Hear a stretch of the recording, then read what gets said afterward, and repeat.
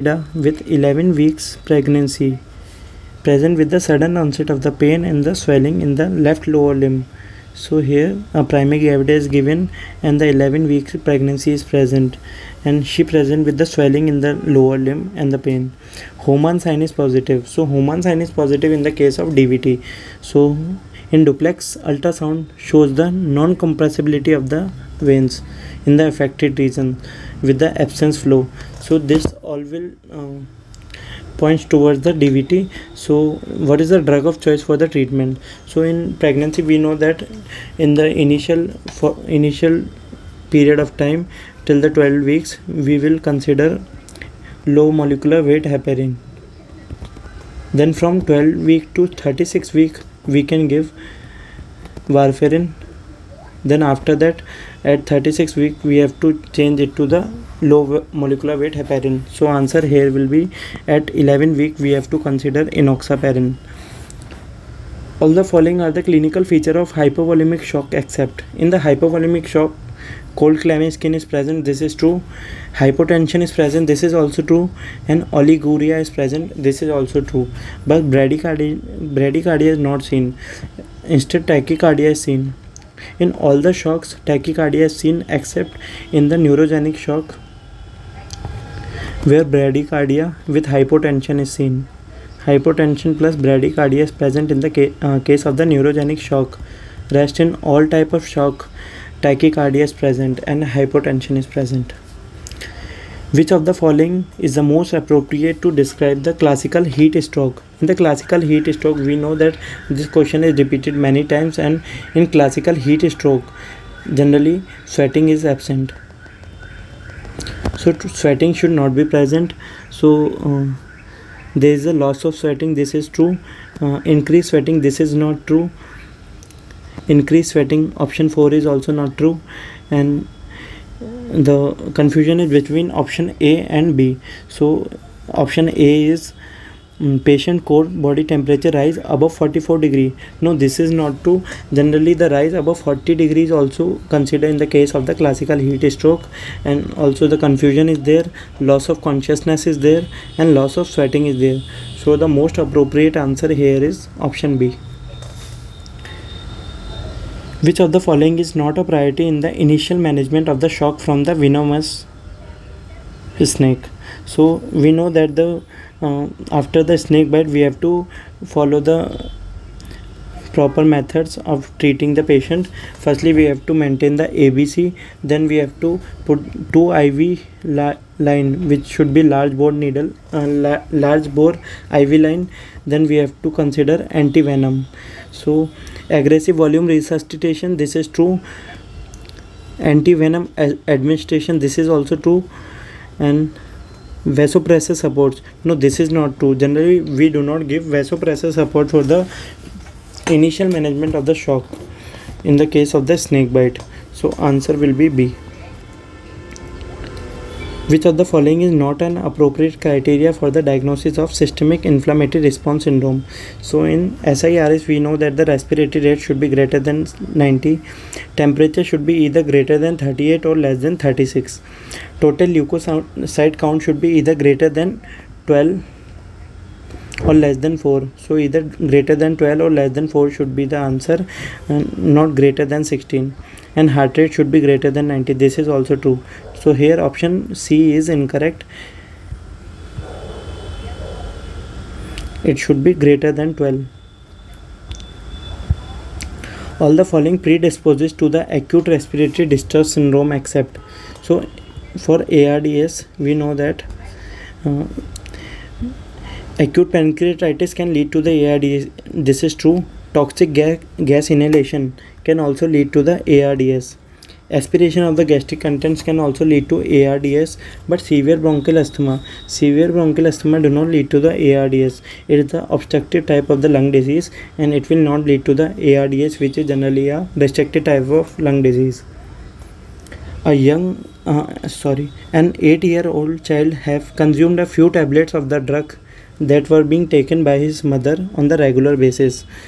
So which of the following this the child developed gastric necrosis, acidosis, shock, and hepatic necrosis. Which of the following is the most likely drug? So here acidosis is given, and also it is given that his mother generally take on the regular basis.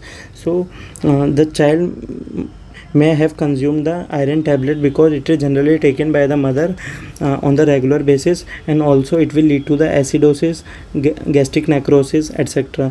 So here the answer will be D option.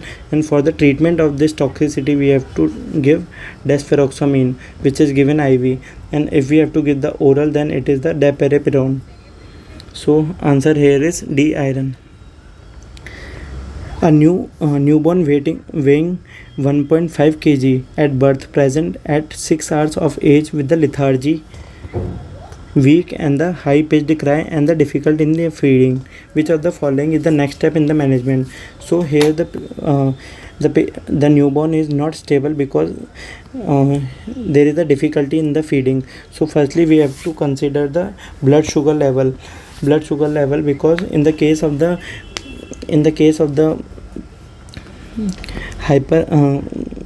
hyperglycemia or hypoglycemia, this can be seen. Hypo or hyperglycemia, this can be seen. So here firstly we have to look for the blood sugar level, and then afterwards we can do the further management of the patient. In the child with the acute organophosphorus poisoning, which of the following drug will act as an anti-sialolog and peripheral parasympatholitic agent? So if we have to consider any parasympatholitic agent in the case of the OP poisoning, then we generally give atropine. In OP poisoning generally all the secretions are increased, so atropine will lead to the decrease in the secretions. Answer here is atropine. A 6-year-old child needs to undergo a central catheter placement for total parenteral nutrition. The procedure is likely to evoke pain and anxiety. Which of the following is the most appropriate drug for sedation and analgesia in the patient?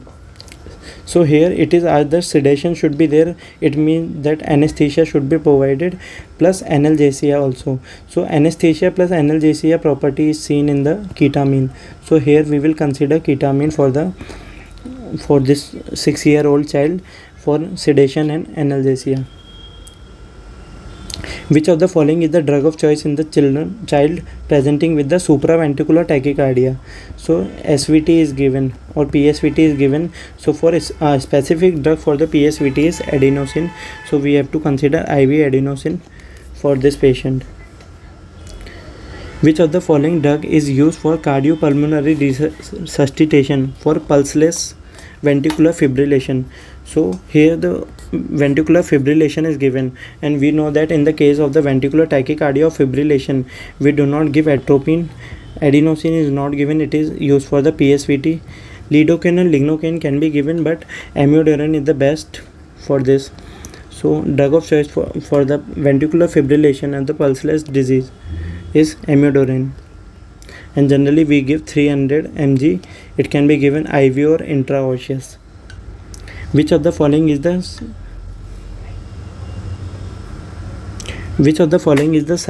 sign of the good attachment during breastfeeding? So sign of good attachment during breastfeeding is the baby's nose is at the level of nipple. This is not true. Baby's chin should touch the breast. This is true statement. Baby's lower lip is inverted. No, this is false. It should be everted, and most of the nipple is in the mouth and lower areola. This is also not true. So the option B is correct, because baby's chin should touches the breast. This is the correct option. Which of the following sign is not included as an indicator of the vigorous baby immediately after delivery of the infant born through the meconium strain liquor? So which of the following is not included as an indicator of vigorous baby? So for vigorous baby means the active baby, and it can be seen, or the indicator for the vigorous baby include strong respiratory efforts, good muscle tone and active movement of the baby. But pink color is generally related to the deficiency of oxygen or hypoxia, etc.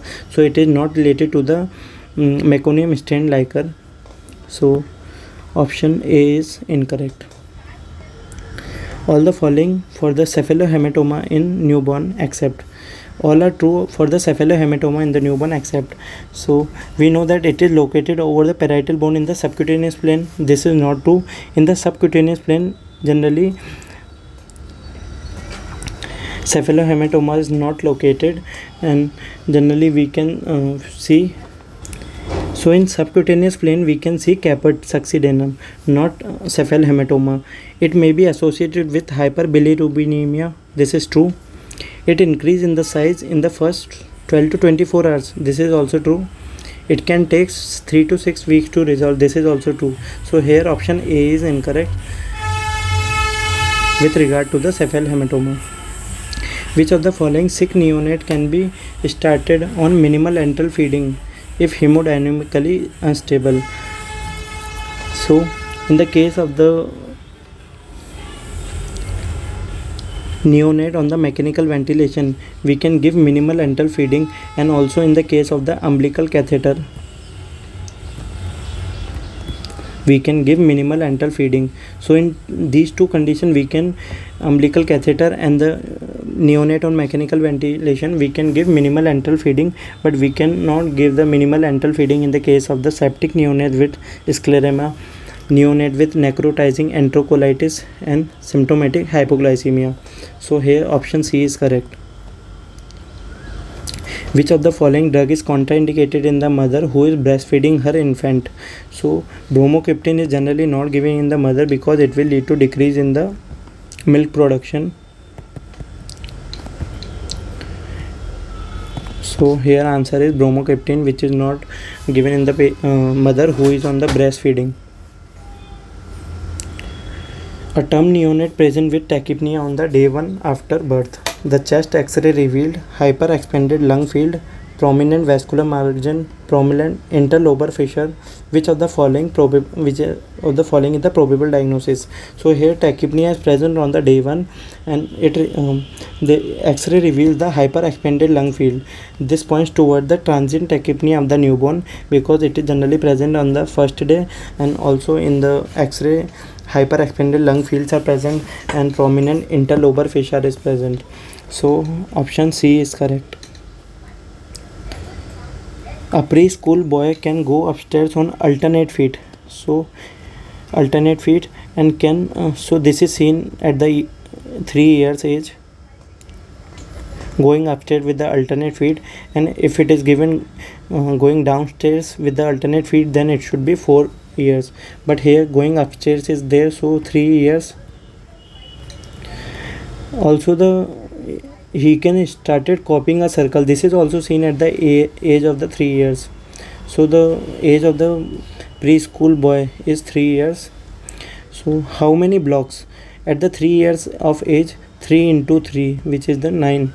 So he can use 9 blocks to build a tower without toppling over, because he cannot make a bridge over it. So answer here is 9, that at 3 years of age he can use 9 blocks. At 2 years 6 blocks can be used. Which of the following drug is the antidote for benzodiazepine poisoning?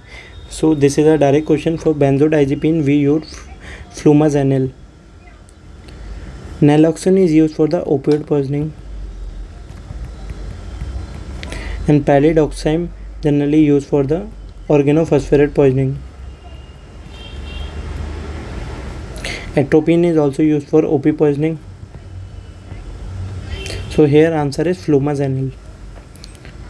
A 3-year-old child develops severe respiratory distress after inhalation of the fumes arising from the burning plastics. The child is started on the supportive ventilation. So from burning plastic we know that the cyanide poisoning occur. So this is the case of the cyanide poisoning. Which of the following antidote need to be given? Earlier we use the kit which include the amyl nitrate, sodium nitrite, etc. But nowadays the drug of choice for the cyanide poisoning is hydroxycobalamin. So answer is A.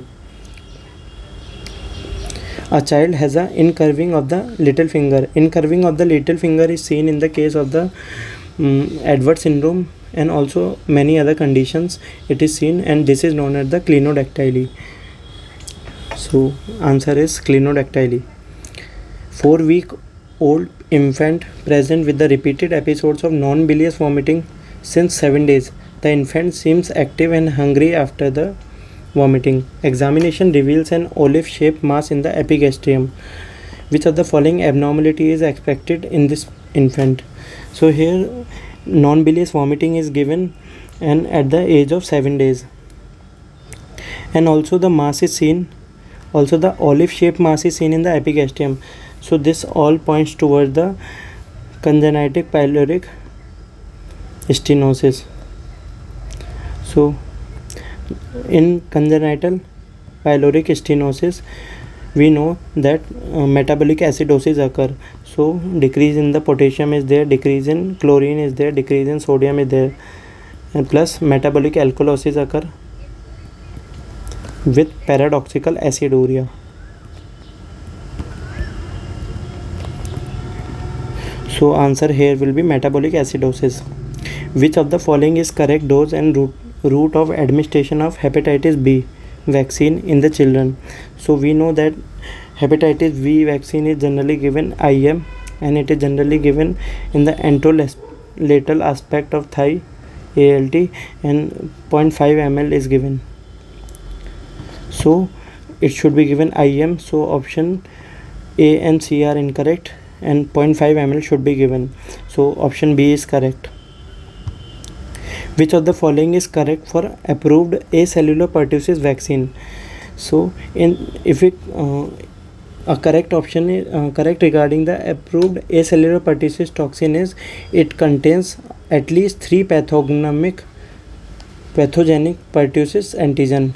So this is the correct option, that it should contain 3 pathogenic pertussis antitoxin and not inactivated pertussis toxin. So option A is incorrect. Its efficacy is superior to the whole cell. No, this is also not true. Presence of non-fimbrial protein is mandatory. No, it is not mandatory. So this is also a false statement. So option B is correct. Which of the following is recommended in the follow-up health visits of child with Down syndrome? So in the case of the Down syndrome, we do the growth assessment twice a year in the first year, then annually till 5 years. So this is true. Annual auditory scanning is also same as the for the Down syndrome, which is twice a year in the first year and annually till 5 years. And also visual impairment also same. So here answer is A. Option B, C and D are incorrect. A 12-year-old child present with delayed puberty and delayed bone age. His growth records reveals that he was growing normally till 1 year of age, after which both his height and weight fell to below the third percentile or third centile for age. Subsequently, he continued to grow below the third centile with normal height velocity. Which of the following is likely diagnosis? So here we know that there is a delayed puberty and delayed bone age. So delayed puberty and delayed bone age both are seen in the case of the constitutional growth delay, and then he continues to grow at the normal height velocity, but below the third percentile. So this is the case of the constitutional growth delay. According to Integrated Management of Neonate and the Childhood Illness (IMNCI) classification of young infant up to 2 months, which of the following sign is not included? Is possible serious bacterial infection, which is not included. So up to the infant up to 2 months, the criteria for the fast breathing is great. It should not be greater than 60. So 50 breaths or more per minute is not a criteria for the 2 months or up to 2 months. It is generally for the 2 months to 12 months. Severe chest indrawing, yes, this is the included for possible serious bacterial infection. And axillary temperature less than 36.5, this is also included. Movement only when stimulated or not movement at all, this is also included, which is the lethargy. So here option A is incorrect because it should be greater than 60. Neonate tetanus elimination in India is defined as less than one case per 1000. So this is a fact based question, that neonate tetanus elimination in India is defined as less than one case per 1000 live births per year. So option B is correct. Which of the following facilities has the established at district hospitals in India to strengthen the care of low birth weight babies and sick newborn? So in district hospitals for low birth weight babies and sick borns, a special newborn care units were established. So answer is A. Newborn stabilizing units are generally also present in the CHCs or PHC. So in district hospital, the special care is given by the special newborn care units. So answer is A.